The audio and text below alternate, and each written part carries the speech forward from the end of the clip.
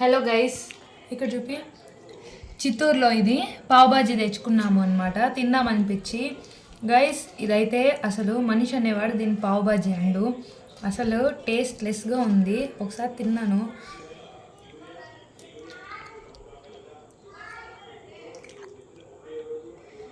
Actual review అయితే పానీపూరిలో మనకు మసాలా పోసిస్తారు చూడు, దాని మీద పోసి ఇట్లా గార్నిషింగ్ చేసి ఇచ్చినట్టుంది.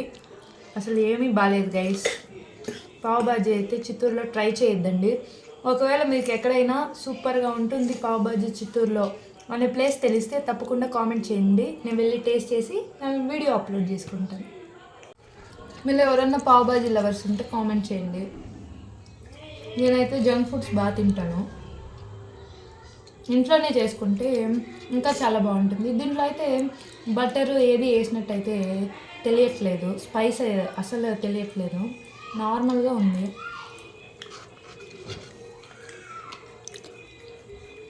తింటూ ఉంటే ఓకే, తినేయచ్చు, సర్వైవ్ అవ్వచ్చు. స్టార్ట్.